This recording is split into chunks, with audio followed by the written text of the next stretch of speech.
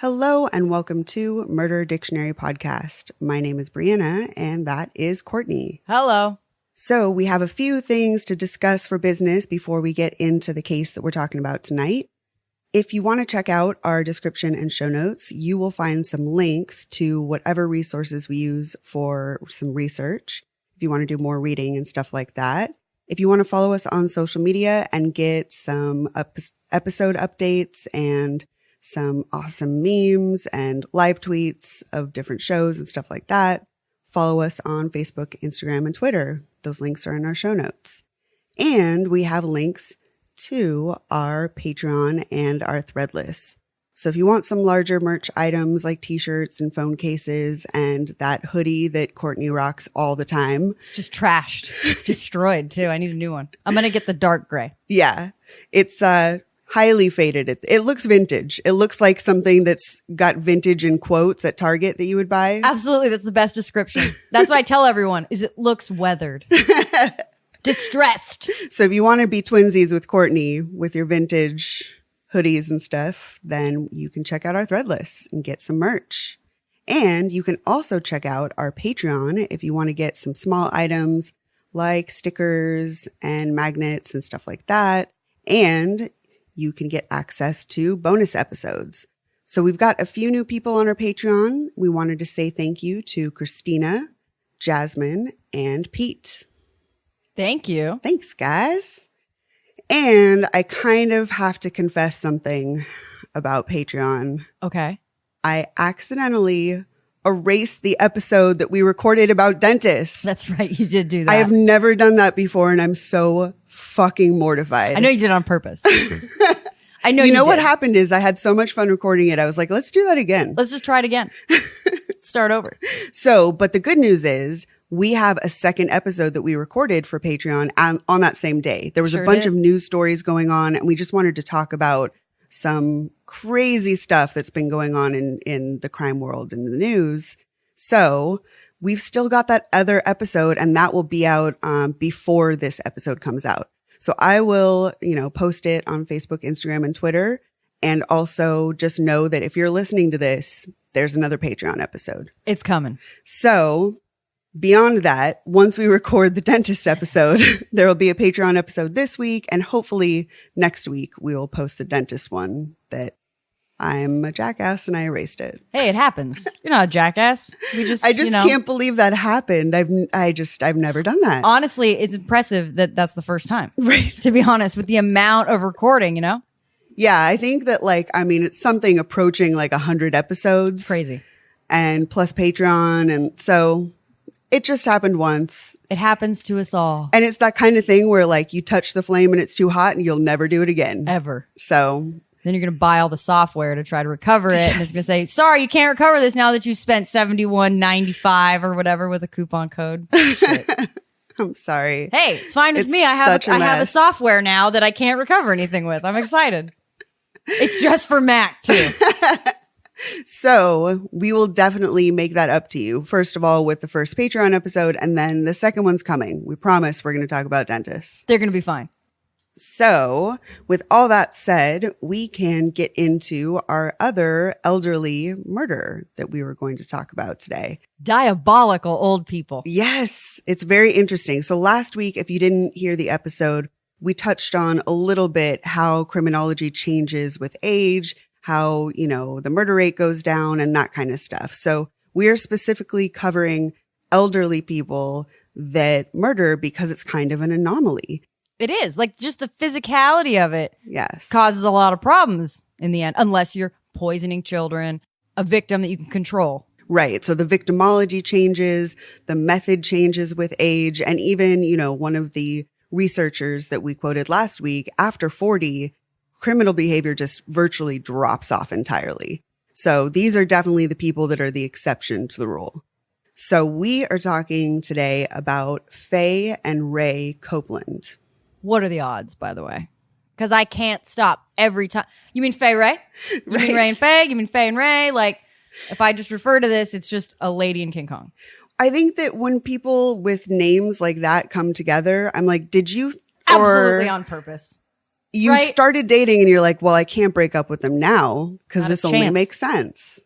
Absolutely. My grandparents Yes. are named Barbie and Ken. Stop. Not even shitting you, like Barbie and Ken. I have a grandma Barbie that's pretty funny, Barbara but Barbie and and Kenneth. Ken wins. Yeah. So I don't know. It's just very weird when you see names That's like awesome. Barbie and Ken in real life. I can't believe it. that. So Ray Copeland was born in Oklahoma on December 30th, 1914, during the beginning of World War I. His parents, Jess and Lainey, moved around a lot because they struggled to find employment. A pretty common problem. Yeah, especially in this area. Yes. Just traveling. Their family situation got worse during the Depression, of course, and Ray actually had to drop out of school in the 4th grade because he had to begin working on their family farm. That's so young. That's 8, 9 years old. So little. So little. And just out there on the farm doing grown person's work. Can I shine your shoes? Like, you know, just Newsies hats and all of it. And we were talking about the Donner Party book. Yes, we were. And this reminds me that there's so many ways for a child to be injured or killed when using this kind of like old equipment, you know? That book. Being around livestock. Like, All of it. That Donner Party book. There's like an entire section just about, and you hear last podcast on the left talk about it, the whole how children die on the wagon train. This is very similar. Yes. Just kids were just left to their own. And if you died, whatever, we'll have another one. It's so sad. It's really crazy. And that's what I imagine with this kid. They had no choice but to put Ray out on the farm to get him to work. Yeah. No matter what the consequences, if he could be hurt or whatever. And they just go, hey, Ray, be careful. Exactly. That's it. Just watch out, kid. You got your insurance card? No, just Ray, be careful. One of the surprising things, though, was that even though his family didn't have money, it's reported that Ray was a spoiled child. So he was kind of always complaining and asking for things. And his parents seemed to just give him whatever he asked for as long as they could afford it. So if it wasn't something expensive, they gave it to him, which is kind of weird. But I mean, he's working for a living. I guess. So I guess if he wants a cigarette and a glass of whiskey, he can have it, right? Apparently. But Ray was not satisfied working hard and bringing in working class wages. At the age of 20, he committed his first crime. He stole 2 hogs and he sold them in another town. It's pretty smart because who's paying attention? I don't know if they have tags at this point on these animals. Right. Doesn't seem like it. It seems like I've got 2 hogs today. Tomorrow I have no hogs. Someone took my hogs. But I do have cash, you know? There you go. Like, I don't really know about the tracking of hogs in this era. No, me neither, clearly. But I don't know. I mean, I think that it really is a testament to his laziness / gross ingenuity. Yeah. You know, like It is lazy. it's lazy. You don't want to work. You just want to get easy money and you're smart enough to think of a way to make income, but you're going to do it the wrong way. If you're smart enough to think of that, you're smart enough to think of something legitimate. Yeah, That's definitely. not stealing. But Theoretically, yes. that's just me. So apparently from the beginning, he was a terrible criminal. Terrible. His father caught him right away when he stole the hogs. But his dad chose to kind of discipline him within the family and not notify the police. So he didn't get into any legal trouble for it. This is always the beginning of problems for people who a grifter or a constant thief, like petty crimes. Nobody ever checks these assholes for like the little stuff. So then they just grow and grow and grow. And then they just turn into these criminals with these long rap sheets, but there's no real rap sheet. Right. It's insane to me. And, just nobody checks these people. And they just, for years and years and years, they just go, oh, we'll handle it within the community, within the church, within the this or that. No, you need to call the police. And he's 20 years old at this point. He's a not a grown-up. child. So I know that it's a little bit harder to discipline him.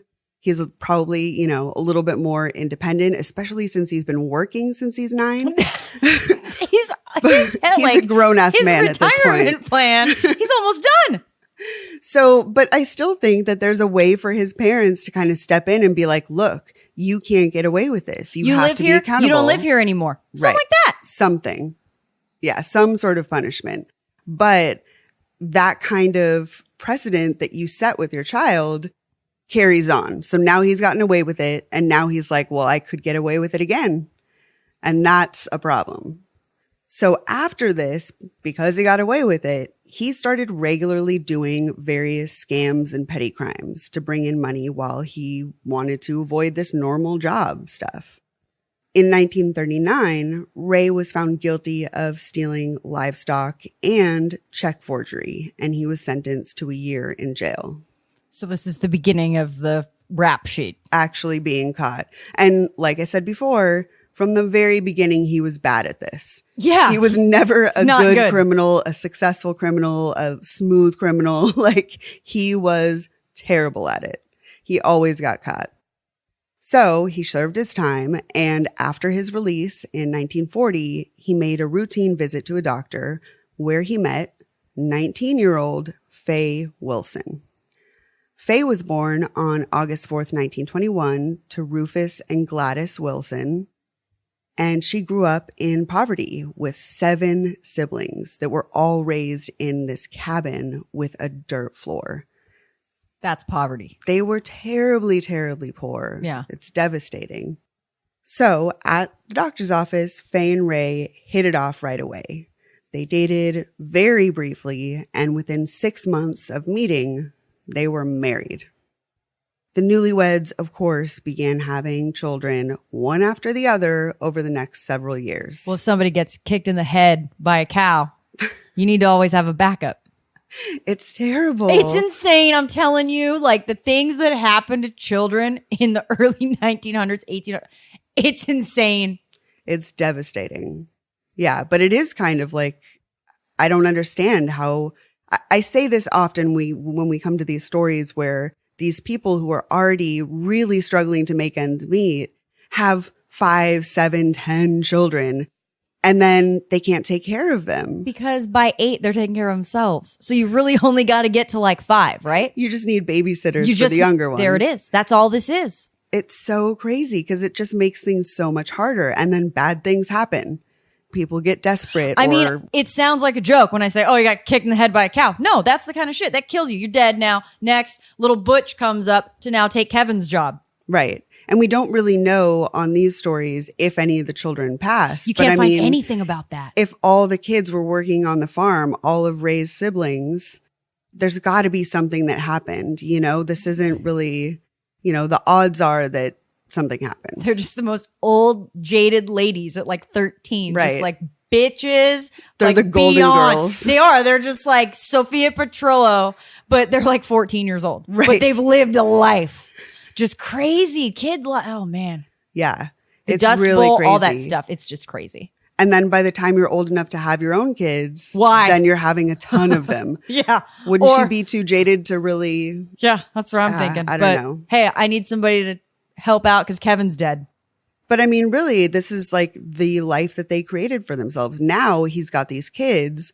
He's never had a real job. Now Ray is like, well, I've got to go back to scamming and petty crimes. I have no choice. Which he's not good at. No. And then, if you get caught, now your kids and wife are out there alone. I mean, the stakes are just so much higher. By this time, when he had a few kids, Ray's main source of income was stealing from livestock ranchers. So he continued his very first hog scam over the years. That was his go-to. What he would do is buy cattle at auctions and then pay for the cows with fraudulent checks. And there's no telecheck. Right. There's no way for anyone to know what's going on until they make that trip to the bank. It's a handshake deal. Yeah, and the bank comes back. I mean, there's a lag time there. And it probably takes weeks for the bank to come back, all that stuff. So you have this period of time where the money's kind of up in the abyss. You don't really know what's going on. And during that time, he would sell the cattle that he just bought and then try to leave town before the auctioneers found out that the checks were bad. But like we said before, Ray was not very good at this scam. and he was constantly getting caught and arrested doing these little short stints in jail. Since he was constantly being caught, they also had to move around a lot. So now he's lugging all these kids from town to town. Yeah, but the kids are the ones loading the trucks. I mean, you can move in 5 minutes when you have like 7 kids. They're all used to lifting like 75 pounds over their head at 7 years old. That's so sad. It's nuts. That's depressing as fuck. Shoe shining and mopping. Oh my God. In 1966, Faye and Ray brought their family to Missouri, where they actually purchased a small farm with 40 acres in Mooresville. Faye got a job at a local glove manufacturer while Ray maintained their farm and, of course, continued his petty crimes and that livestock scam.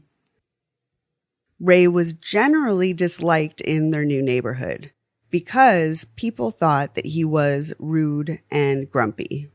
Plus, it was kind of speculated that he was abusive towards his wife and kids.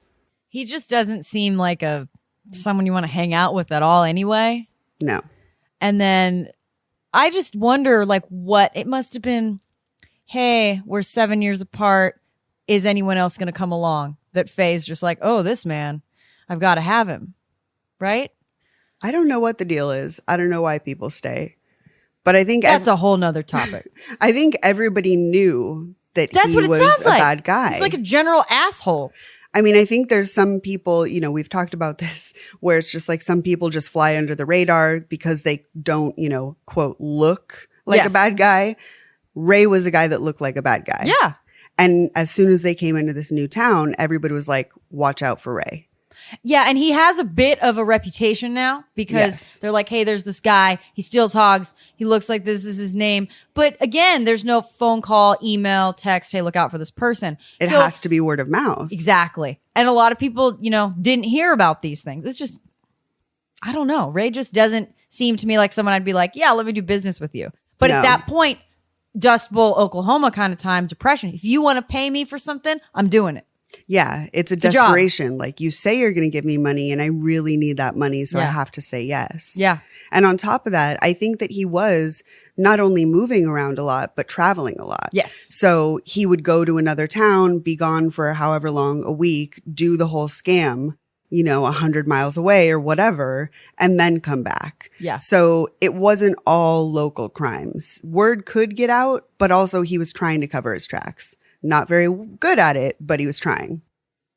Ray was caught doing his auction scam several times in this new area. And eventually his reputation got around and he was banned from buying and selling livestock. So anywhere local, he was banned at the auctions. Yeah, he's so good at it. Right. But what Ray did was he found a loophole to get around this auction ban.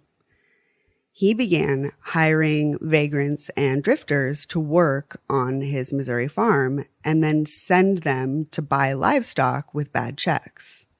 He would then, of course, sell the livestock and then fire the drifters and tell them to leave town.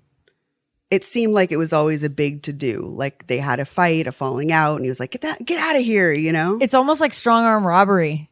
Where he's just, okay, give me that and now leave. Goodbye. Right. Or else. There were several times that the checks were traced back to him through the vagrants, but he would just point the finger at his former employees, who, of course, were long gone by that point. It's something that it feels like a very simple mind would come up with. Yes. Or it's one of those, I have the money in my hand today. We'll deal with the rest of this when it comes along. We'll just put it out of our head. We'll deal with it when it happens. We'll get there. So this loophole kept Ray out of trouble for a little while, but eventually he was caught again and sent to jail again. When he got released from jail, he returned to the same scam, but he changed up his tactics slightly. He decided to get the drifters to open checking accounts in their own name, and then he would tell them that part of their job was to go purchase livestock for his farm. Smart. It's the only smart thing here. Yeah, I mean, it is kind of clever. It's a good plan. The new tactic, of course, made it so that police could not trace the checks back to his name. nothing had his name on it. And all these people were going through town quickly, so nobody knew them and knew that they were linked to Ray.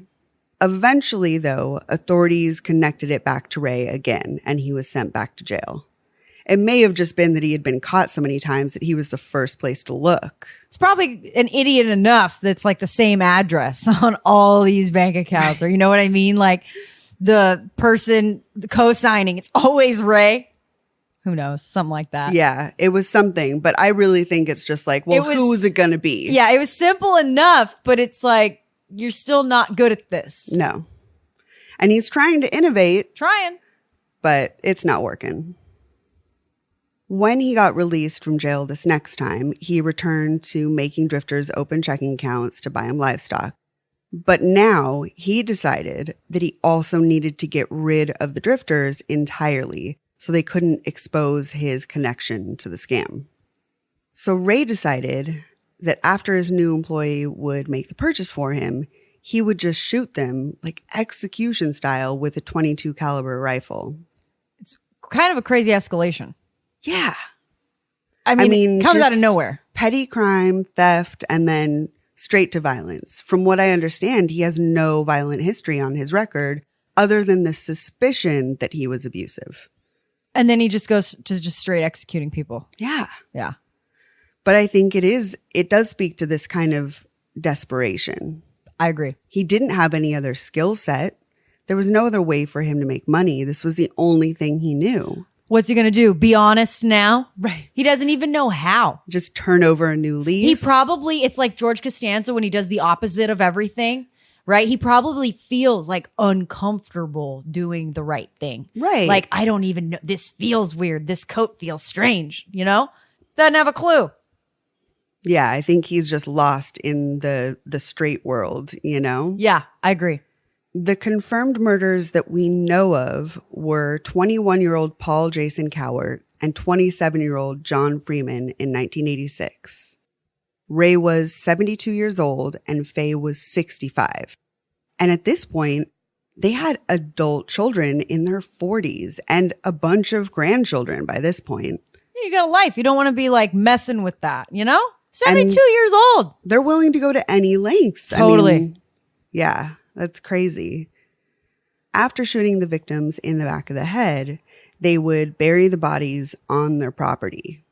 In 1988, Ray shot 27-year-old Jimmy Dale Harvey, then later Wayne Warner, a couple months after. So Faye is kind of, we don't know too much about her involvement.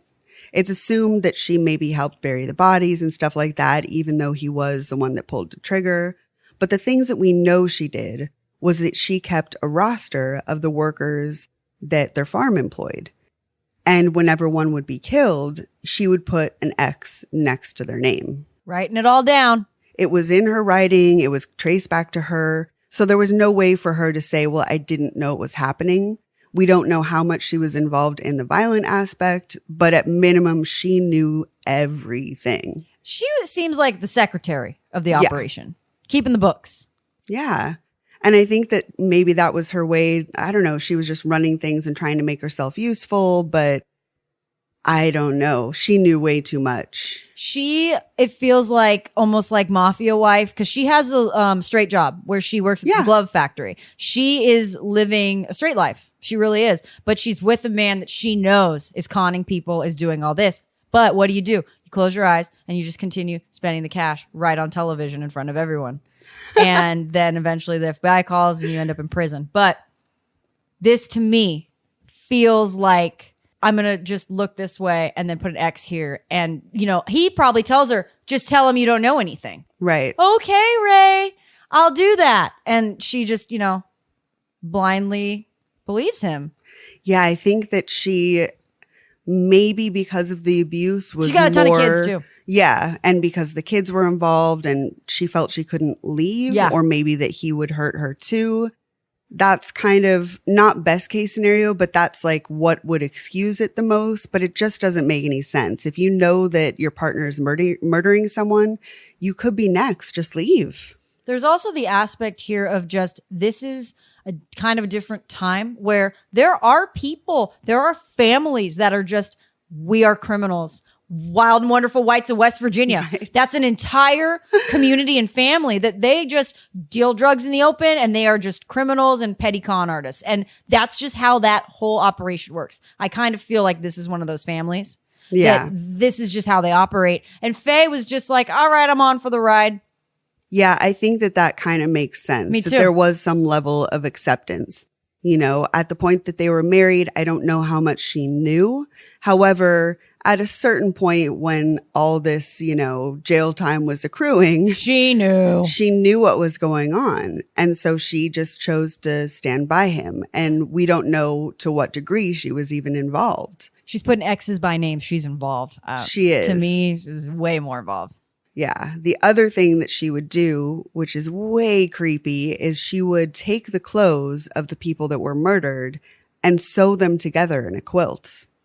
Do you think that's like BTK to remember things later? Or do you think it's strictly that there is fabric here, we're cold, and I need it, here it is? I really went back and forth with, I don't really know. Like, there's some sort of necessity where it's like, we really need to keep warm. Right? This is desperation. We're doing all these, you know, criminal activities. We've got to do something to like clothe and cover ourselves. But I also feel like there was some level of thrill in it. Absolutely. You can point at the blanket when Ray is drunk and go, hey, Ray, remember that guy? Ha, ha, ha. Are you warm? I mean, we've talked on the show last season about like hybristophilia. Like maybe she was that person that really liked, you know, quote, bad boys. Like anyone that's attracted to someone that they know is a murderer. Maybe that fueled her attraction even. Maybe she's like, well, I came from this, you know, just abject poverty. And this man that's taking care of me is willing to do anything, go to any lengths for his family. And maybe she admired that. I don't know. You might be onto something there. But I feel like there's a reason she stayed. And she could have just stayed and not done the quilt and not done the X. Like she could have just been a silent, just over in the corner, and there was nothing connecting her to the victims. But because there was stuff connecting her, it makes me think that she was more on board. The list of names and the blankets made of clothes is kind of, you know, Faye, you are involved, Faye. Yeah. I just feel like there's no arguing that. In 1989, Ray killed 27-year-old Dennis Murphy and dumped his body in a well. During the murders, a 57-year-old man named Jack McCormick became suspicious about the workers that were all disappearing. When Ray realized that Jack was suspicious, Jack says that Ray tried to attack him. But Jack escaped and he was able to report the Copelands to police in August 1989. It seems strange to me that he was able to escape because Ray always just used a gun and did like execution style. It makes me think that he would have approached him from behind with a weapon. I have this weird visual of him catching him off guard, walking into a barn behind him. Hey, Ray, what's going on? How you doing, Ray? Hey, what do you mean? Hi, Jack. Hi, how are you? Hey, Ray, what the fuck? Everyone's dead. I don't know what you mean. And then just like, he doesn't have a gun on him because he's not he's like working. Maybe he just like grabs a pipe, tries to hit him. And he's like, hey, I'm Jack. Don't hit me with that. Right?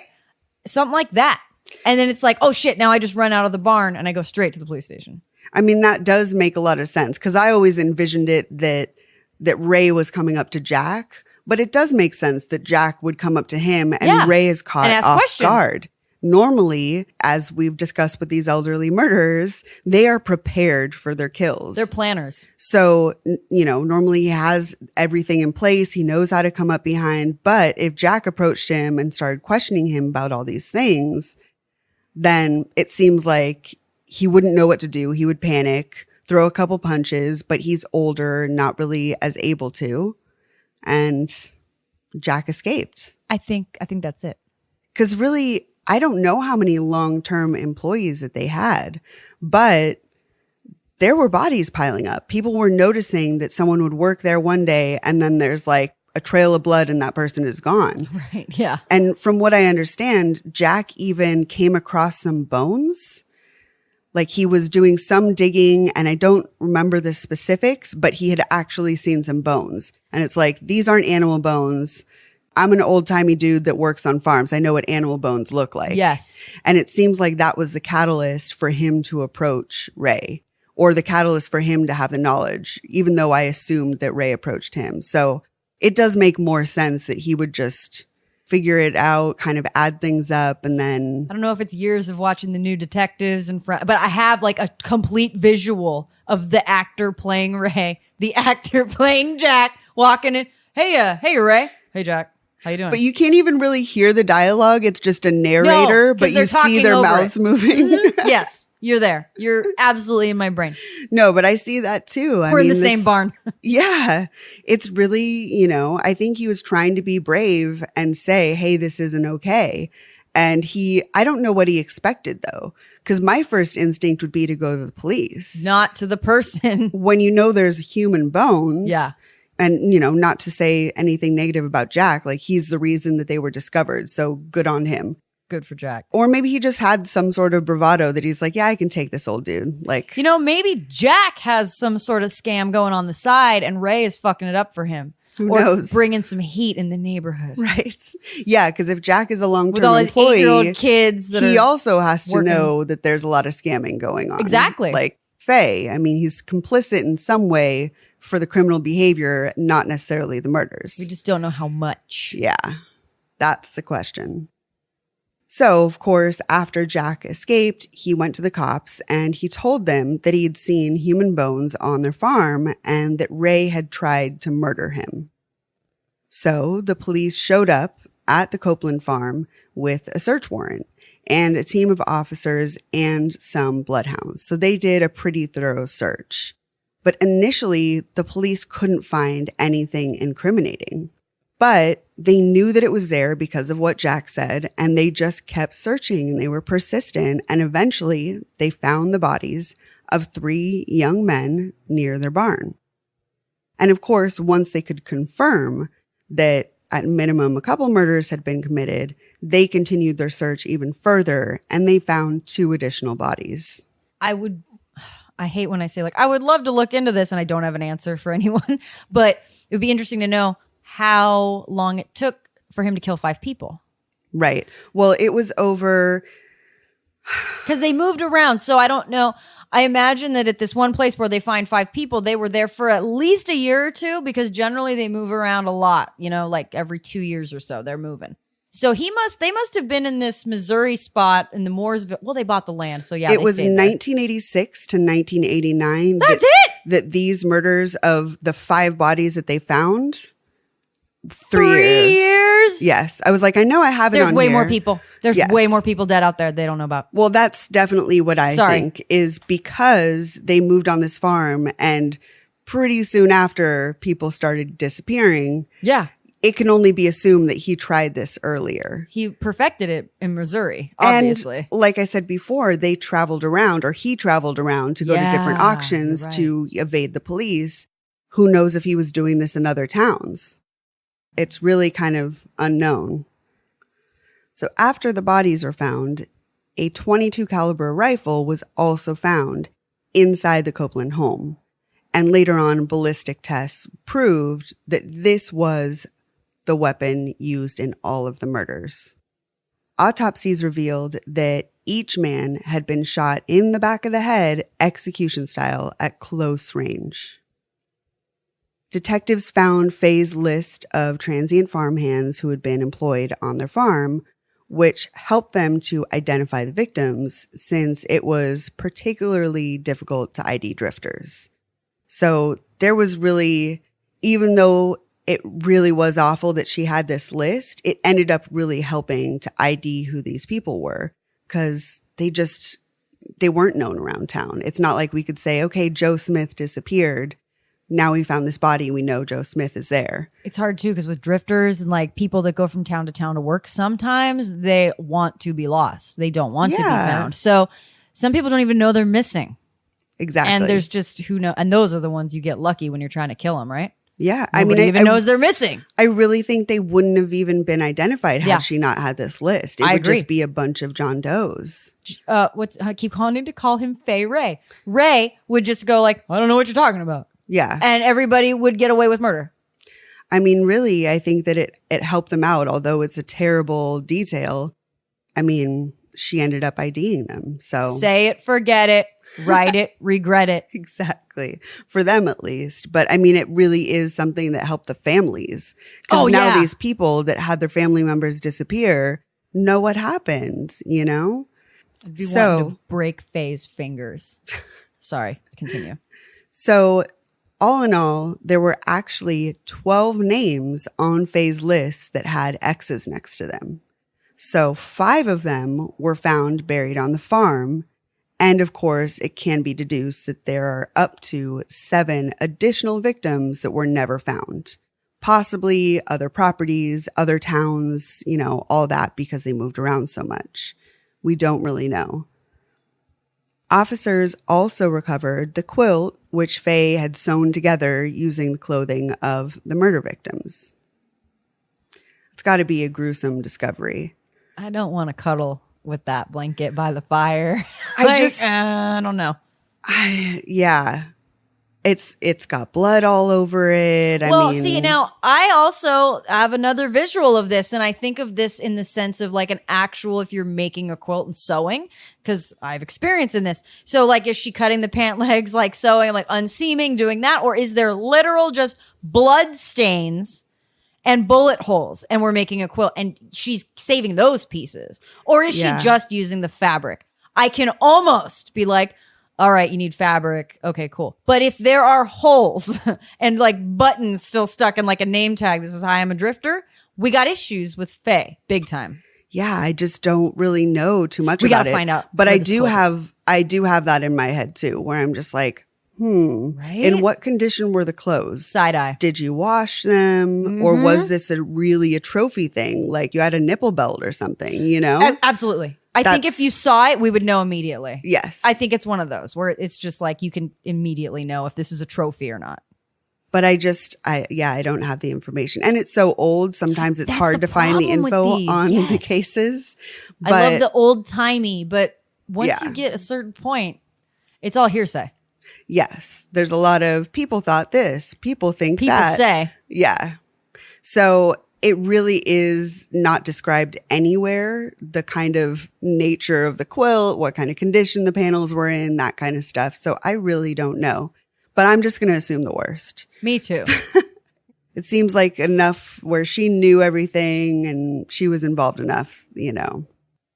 So whatever the evidence was against her, it really didn't matter because when the police questioned Faye, she claimed that she knew nothing about the murders. Even though they had the quilt and the logbook and all that, she, you know, said she didn't know. The detectives even told her that they would reduce her charges from murder to conspiracy to commit murder if she cooperated.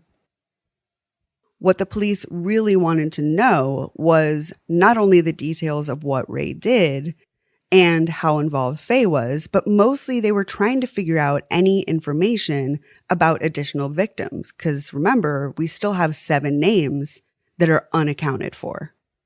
So they really, really were willing to exchange kind of anything to get some closure for those families.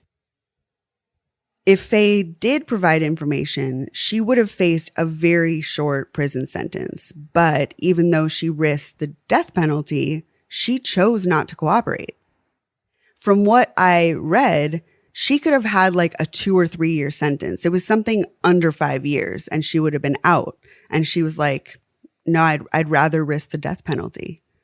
It's crazy. I have to think that at this point, like, because all our kids are in like their 40s. So, I mean, if there's a ton of kids at home, you just go, okay, here's everything I know because no one can take care of these kids. But if you're going to do this stand by your man thing, I mean, I guess she's done it so far through all the murders. Right? She knows nothing different. What's going to happen now? I mean, just keep standing by your man. It really does make sense. If you don't say that you know nothing, right? And it just, for years, that's what she's heard. And now she knows nothing. But when I try and put myself in that position, I think I would finally feel safe knowing that Ray is in a completely different men's jail than me, away from me. Now is the time where I can actually talk. That's what I would think. But there's no way to really know what her motivation was, you know, because it does make sense that she would be scared of him. If she's seen him do all these things, we don't know how abusive or how threatening he was. You know something, though? When you've been with someone that long and they've just been telling you what to do, I would imagine that the future is scarier. Sometimes to just go, well, I can be by myself and I can do that. But, oh, God, that's terrifying because you can't even imagine. You just can't even see the forest through the trees. Because who's going to tell you what to do? The devil you know is better than Way the devil better. you don't or whatever. Yeah. I don't know. I don't know. I would hope that she would finally feel safe. I want to talk to Faye. I want to have a combo. Let's call her up. She's got one of those grand pads. Hello, Faye? Oh, those things. I keep seeing the ads too where you can talk to your family on these new iPads. But I'm like, isn't that FaceTime? But they're specifically made for elderly people. Yeah. They've only got like 4 buttons or whatever. Yeah. I'm like, so we need to get Faye a grand pad. Faye, I'm calling. So Faye's trial began in November 1990, and her defense team tried to portray her as a devoted wife who simply complied with whatever her abusive husband kind of forced her to do. I wonder if Faye went along with that, though. Do you know what I mean? Like, that's a great idea for your attorney to say that, but the person you're representing has to believe that. I don't know if Faye believes that she's been abused all this time, you know? Like, she might have to be told, hey, that's wrong. Right. Just saying. I don't really know. It's just, it really makes a difference how involved she was. Because if she was totally on board and she was like, yeah, we're Bonnie and Clyde, you know, I'm like ride or die chick, then to me it makes sense that she's like, well, whatever. Now we're in separate trials. We're going to say what we need to, but I'm still not flipping on you. Something changed though, for sure, because originally she's going in saying, I don't know anything. I know nothing. I'm going hard for him. I'm not going to take a lesser charge. I'm going to stand by my man. And then in 1990, now her defense argument is, I was abused the whole time. I don't know what I was saying. Yeah. So something, she either woke up or an attorney said, hey, you're going to get the death penalty unless you say this. And then she's like, okay, shit. Yeah. Now I have to do now something. I have to say I was abused something. Yeah. Otherwise, I'm just stupid. Right? Like, you know what I mean? To be No, I looked at that know. way. So something changed. Yeah. Anyway. I think this is kind of a pivotal point for her where she maybe is realizing some things or maybe just thinking like I got to do what's best for me. I wonder if Ray rolled on her kind of thing. Well, she did know and she knows where they all are. And she's the one she made the blanket. Don't you know? And even if he didn't, maybe the cops told her that he they seems did. like a piece of shit. I would believe he did it. Oh, yeah. But Right? you know how like in interrogation, Oh, I know, you just exactly. say whatever you need to.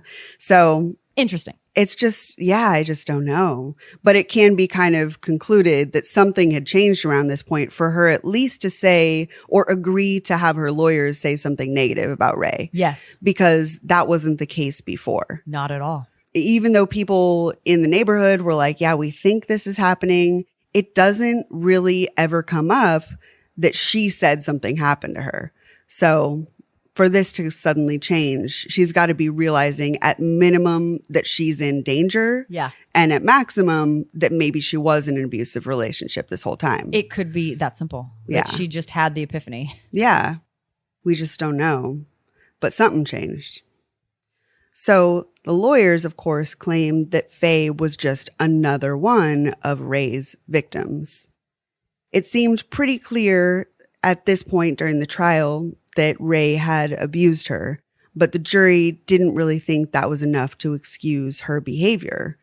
And I agree, you know, I mean, it doesn't really, everyone's been through a lot of stuff. I've been through some stuff and I would never just be like, yeah, dude, I'm going to murder. You know, like I'm okay with you being a murderer. That would never happen. No.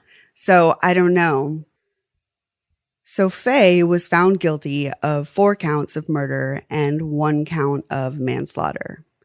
She was given 4 death sentences for the murders and life without parole for the manslaughter. That conspiracy charge is probably sounding real nice about now. Right. I wonder Can you imagine how things set in Shit. at this moment. She could have saved herself. When Ray heard that Faye had been sentenced to death by lethal injection, he was completely cold, and he heartlessly said, quote, "Well, those things happen to some, you know?" Send him, get rid of him for me. Make him go away. I can't. That's She the made the point quilt where for I'm you. just like, you should have said, this was a conspiracy. I'm pleading to conspiracy. Here's what he did. She must have just thought he was going to just do the same. Go hard for her. We're in this to win this, and we're not going to do anything. And this is why she changed her mind. I bet she heard about it. Somebody's like, hey, he's going to roll on you. Or maybe that wasn't the first quote that got to the press Maybe where not. he talked some shit. She must have found out that he did not have her best interest in heart. Yes. He was looking out for himself. So she's going to also. And I know, she was involved to some degree. And so I don't want to feel bad for her, but I really do feel bad for Faye. Here and there, a little bit. I do sort of, because I feel like she was played, but she was also involved in some serious shit. Now, there's, a little bit of a caveat with the abuse, but you still make your own decisions. Yeah, I totally agree. And everyone has personal responsibility, but it does make me sad that it seems like her lot in life was pretty fucked up. Yeah. Birth she to just death. went to like one awful thing to the next, to the next, to It's the like next. a Greek tragedy. And constantly being, trying to take care of the kids while he's in jail, whatever she had to do to make ends meet. But Brianna, those things happen sometimes, So. That's a good point. Thanks, Ray. Anytime. So I don't know. I'm sad for her, especially when I hear how heartless he was. It's like, oh yeah, okay. He was a piece of shit. That's like It's the all shit true. icing. Yeah. I don't like that at all. Yeah. So in March 1991, it was Ray's turn to go to trial. At first, he tried to plead insanity, but nobody was buying it. So he gave up and he tried to work out a plea deal. But the prosecutors were not willing to negotiate since they knew it would be really easy to convict him and there was really no point to let him off so easily. And I'm glad they did that. So often people get pleas and it makes no sense. You have all the evidence. He's an awful piece of shit. Get him for everything. Don't plead it down. And when you find 5 bodies on your property, way easier to not negotiate. It's pretty straightforward. The rifle's in your possession, That the whole too. thing. That too. Even though we don't have DNA, there's certain technologies that aren't available at this point. Yeah. We know he did it. So you should really prosecute him for everything. So I'm glad that they did that. And of course, it was a pretty open and shut case. So Ray was convicted of 5 counts of murder. He was sentenced to death for the murder of Paul Cowart, John Freeman, Jimmy Harvey, Wayne Warner, and Dennis Murphy. Faye and Ray Copeland became the oldest couple ever sentenced to death in the U.S. at the ages of 69 and 76. They had 5 adult children and 17 grandchildren at the time of their conviction. It's a lot of family. Yeah. It's a big family. Plus, they are old. They are grandparents. I mean, they're elderly murderers. This is crazy. This is like the time you get a reverse mortgage. This is not the time that you start killing people. And really like they had no priorities. retirement plan. None. Their grandchildren, 17 of them. That's their retirement plan. So what are you going to do? You're gonna Just kill keep people. murdering people. And then you're going to blame it on Faye, who was involved, but Ay. Ray died of natural causes on October 19th, 1993, and his body was cremated.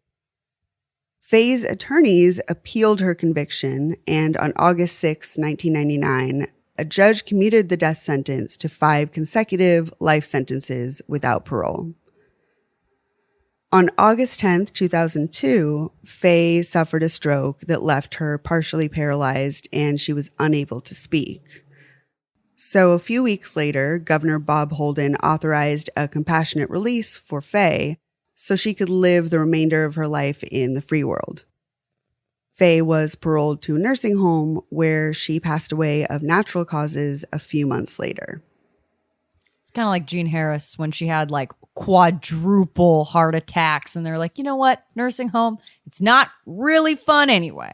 Right. So we're just going to put you there. And I'm sure get somebody out of the prison system, put them in there. They're going to die anyway. Like, I mean, it's a horrible thing to discuss, but I kind of understand that when they have somebody who's basically at the door. Yeah. Putting them in for the commuting the sentences. When they have a death sentence and she's 82 or some shit, I understand that. But I feel like there's this argument for the fact that they did all their murders in their elderly Absolutely. ages. They need to stay in prison. So it's not like someone that's been in prison since they're 20. No. And then, you know, now what are they going to do? They haven't been a criminal in 60 years, you know? Now, they commuted Faye. I don't think they would have commuted Ray. Right. I think that Faye was special also because initially they were like, hey, we'll cut you a deal, lady. Like, we won't give you we'll say it was less as conspiracy. So to me, it's like Faye was the lesser. So they're kind of like, all right, well, we got Ray. Ray's dead. Go ahead, Faye. Yeah. No, what's crazy to me is just how recent it was. Right? That's not that long ago. Because when you think of the beginning of the story, and I'm sitting there like, he was born in 1914. And then now it's like, flash forward to 2002, and this bitch is getting out of jail. And I'm sure people are like, she's a murderer, and she murdered when she was old, so she can still murder people. But they let her out. It's just, I don't know. It's just such a crazy thing to me. You think she would have had anything to do with murder had it not been for Ray? I think that she probably would have been involved in some sort of criminal activity. That's my personal feeling. Because she came from such poverty and she was so desperate, and these were such desperate times. And there were a lot of criminal things going on because people couldn't make ends meet. There weren't enough jobs, yada, yada, yada, all this stuff. You're right. So I think that just where she came from, it made her more likely to do something that's desperate or accept the fact that that's part of life. Or attach themselves to someone who's like, hey, I know what I'm doing. And just seems like they have their mast on their boat is safe. Like they're going to be fine. We're going to get on this ship and ride it out. Because at this juncture, women aren't exactly making all this money for themselves. You have to get married. So Ray just happened to meet her at the hospital. And you're right. I think it's weird that she only has the mention of one job. Yeah. So she probably was raising the kids, maybe taking care of their property. I don't know, but it seems like she wasn't even really working. So really, truly, how were they making ends meet when he was in jail? Yeah. It makes me think that, you know, what you brought up, like it does seem like she probably would have done some criminal stuff no matter what. What do you think that, or are you kind of... Your face looks like you're on the fence. Like, yeah, like kind of yes and no. I kind of feel, I feel like yes and no, but I also think that if it was a situation where it was it seems like Faye could be swayed. Yes, I'd agree with that. And she like steamrolled. Seems very easily influenced. Thank you. That's what I'm trying to say. Easily influenced. That somebody, I mean, any man with this is my idea, this is what I'm doing. Are you getting on this train? Yes. Okay, this is what we're doing. And if you're cool with that, we're going to write it out. But if not, then like move on. But she happened to find Ray. And as we know, he's spoiled. He only gets what he wants. So his wife is going to have to give him what he wants. So I don't know. I just kind of feel, I mean, she's a killer. She's involved. Yeah. But I wonder about her, especially because they do talk a lot about how they were abused, but they won't say it. It's very timely of the time period. Yes. But she's definitely doing dirt because you're right. When he's in prison, what the hell's going on? But she's now trained and this is all she knows and this is what she does. Yeah. Once you've kind of got that gateway drug kind of thing, you know, Absolutely. It doesn't seem like that big of a deal. And I just don't think she would have been involved in murder if she wasn't partnered with somebody that was a murderer. I feel like fraud, maybe, Yeah. you know, the hog shit. Cool. Okay. But the murder, no, I don't know. And then for her to be so blasé about it, to just have a fucking list. Yes. She's just crossing names out. I mean, that is does like seem- amateur hour. And it's particularly cold. Not Very only is ice. it just very, you know, just dumb to keep a hell. list of the people, although, like I said, in the end, it was very helpful, especially for the families and the detectives figuring out IDs. It still speaks of how just heartless she could be. Yeah. So that does maybe point in the direction of her being capable of violence, but there's a difference between writing a name down and actually pulling a trigger. We also don't know what happens when Faye gets backed into a corner. Yes. Yeah. And you just never know. People snap. People do crazy things. Really? When they feel like their whole world or their family or they're going to get found out or everything's going to explode. That's usually what happens with like hoarders is once you threaten the environment, that's when the murder-suicide happens. For real. Because once you threaten the environment and their stability, which we look at as chaos, right? Right. But that's stability to them. You're going to ruin their world. But I think there is something to be said, like the fire documentaries that are out right now. There is something like when you build up this whole life based on lies and there's this threat of it coming down, like you have been caught multiple times, sent to jail. People know you as a fraud, but you really can't risk going away to jail again. So you've got to kill people. I think he was backed into a corner. That's what it feels like. And I think, people's egos are involved. Like he doesn't want to be known as the criminal guy. So he can try and come up with a loophole.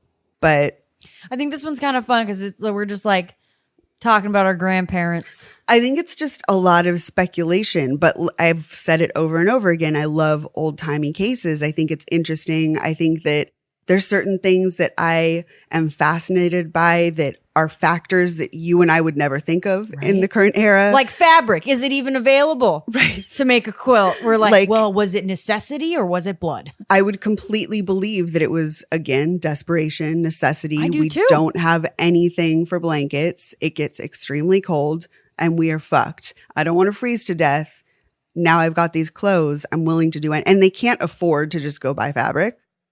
So I don't know. I mean, I kind of almost believe anything.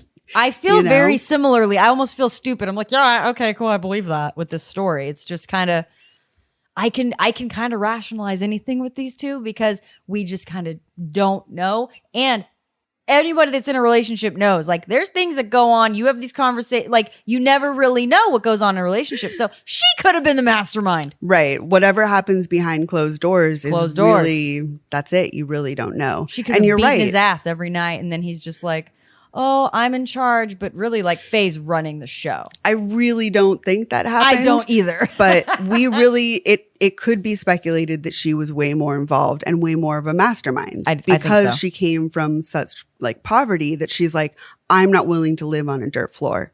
You better go out there and do fucking She's something. not going back to that. We you know just what? don't know. That's a good point. She could have just had her finger right in the back of his neck, just going, you get the fuck out there. And I don't care how you get money, but we got to feed these kids. And that's it.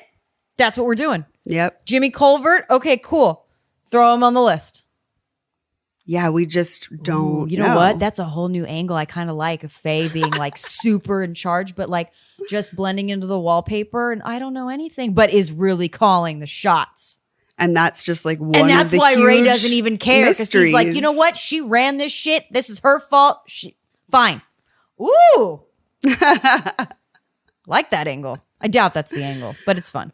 One of the things that's always fascinating about older cases to me is how just people disappear.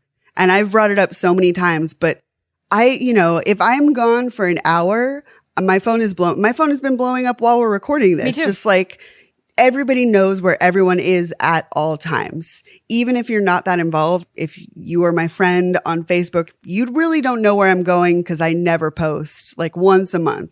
But at the same time, we're connected to our phones.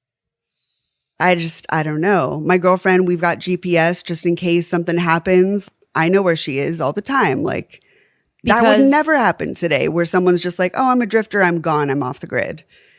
Yeah, no. I mean, we can find you. Just think of the fact, like, for example, Moreno Valley, California, the entire city, the whole city is on closed circuit television. So if you drive through Frederick Street and they see your car, they'll just be like, okay, this one, put it in green Altima. And they can find you wherever the hell you go, the entire city. So now it's like, yeah, no one can really go missing anymore, but we still have people that go missing. Yeah. And it's crazy too, because like I have epilepsy with seizures. Anytime I take a shower, I have to text my boyfriend and I say, get in the shower. And then when I get out, I text him and I say, out safe, just so he knows that I'm not unconscious in the shower, not even missing, right? Right. But that's how connected people are now. Yeah. So yeah, how do people still go missing? I'm with you on that one. We're eye to eye. And, you know, we both watched Murder Mountain recently. Yes, we did. When people disappear, you know right away. And it doesn't necessarily mean like, well, you'll find them right away, but it makes it that much faster where it's a little bit like, okay, I know that it's only been a couple days. I can go up there, try and search around. When you've got this era and someone disappears, last time they were seen is at a cattle auction, but nobody really knows this person. They've been gone from their family home for what, a year, 5 years? Months go by. You know? Before they even know they're gone. Exactly. I mean. So at the point that they found the bones and the bodies, like nobody was really even looking for these people. These guys are just drifting through the Midwest. Like usually it was going from one coast to the other, passing through on their way. So, I mean, if you don't hear in a year that he's in California, he must just be living in Oklahoma. Must have found somebody on the way and we just were going to hear from him eventually. But you just never hear from him until he's on Faye's list. And there's just that level of acceptance. Like that person's gone. They're gone. They had a tendency to do walkabouts. Right. Right? And so you just accept that like they got a backpack on and they're going to be gone. Yeah. It was so much easier to disappear back in the day. And there is so much technology that ties us together at this point where the news and information moves faster. And I am grateful for that. That's a big deal. I agree. It's not always, like I said, it doesn't always lead to someone, you know, coming home right away. But when you can get that information quicker. The entire show, the first 48, is about jumping on shit quick because there's only so much time before leads, memories, all these things. First 48. I mean, that's what that whole thing's about. So why don't we apply this to missing persons? Yeah. It's amazing. And then, you know, well, it could be a runaway. It could be, sometimes she would just leave. Like, no, I that really bothers me. Yeah, it's pretty fucked up. When they immediately go to like, oh, it's a hysterical woman who must have just ran off. Just like Dimitris Richardson in Malibu. Look that up. Lost Hills, we're coming for you. This is the point in the evening where Courtney starts sounding like she's talking about UFOs, but she's not. I'm not. I'm talking about real things. And I've got a clipboard and a whiteboard and I'm ready. Arm flailing. I'm ready. Volume's about to go up. It's all happening right now. So this is a good one. This was a good story. This was mind expanding. And I think it's just an interesting like point of discussion. Even if there's some things that we have to kind of fill in the blanks on or make assumptions, it does get you thinking of like, well, what was going on? You know? And I think that's an interesting thing because there is so often where we know every single piece of the puzzle. And now I've come to you with a script that's like 15 pages long. I know, right? And it's funny too, because how far we have come in the cattle trade and like hog trade. You don't even need to go to an auction like that anymore, really. I don't know anything about the cattle trade and I'm not even going to pretend I do. What? You don't go to the freaking LA County Fair? Why do you do that? The 4-H club, you go walk around, look at all like the prize winning turkeys? Why would I do that? Because it's something to do. I've never done that. My face is just like, oh, okay. I just gave a real little information about myself. But I'm telling you right now, there's a lot of people listening who know what I'm talking about. That pasture out on the side of the fair where they do all the judging. There's beautiful. There's rabbits that have blue ribbons on them. I think, you know, I'm kind of an indoor kid is where we start. That's the first problem. I also have terrible allergies. Oh, you do? I forgot. I was like, wait a second. And, you know, Hay's not going to work for you. People around here have heard that I've, you know, had like 5 sinus surgeries. That's so true. When I go to like the county fairs or anything, I got to have all the medication. And then after 2 hours, I got to like leave. Oh my God. I can't do it. So yeah, maybe it's just me, but I don't think that's the normal thing to go to livestock auctions. That's just me. I don't know. One of us, we're on opposite sides of the fence on this one. I got an interesting perspective on most things. I've experienced a lot, I guess. You live a very full life. It's all over the place. So we've got one more elderly murder for you guys next week. Next week's nuts. Yeah. There's just so many like details and just the way that she got into this is so good. We will hopefully see you on our next week's episode. In the meantime, if you want to follow us on Facebook, Instagram, and Twitter, you can get all the updates on when we're going to release those Patreon episodes. And like I said before, I got to re-record the dentist one. We got to re-record. I'm sorry. And I forgive you. It's fine. I'm a mess. So I apologize for that. We're definitely going to have one Patreon coming out this week in the meantime. So it's coming. So anyone that's new on our Patreon, we wanted to say thank you to. So this week, we wanted to thank Christina, Jasmine, and Pete. Thank you, guys. So thanks, y'all. We appreciate you. And if you wanted to join our Patreon or get some merch on Threadless, those links are going to be in our show notes. And then hopefully you guys have a great week. And oh, you were going to say something? I just realized, I'm like, oh my God, I could get a red hoodie for Valentine's. Oh, and the blood spatter will show up. Oh, it'll be cute. Okay. Have a great one, everyone. Yeah. Be nice to each other. Take care. And we will see you next time. Bye. Bye. Mysteriously Listed is a podcast dedicated to people who are interested in true crime. Maybe you are interested in a topic but don't know if you want to commit to an hour-long podcast on just one particular case.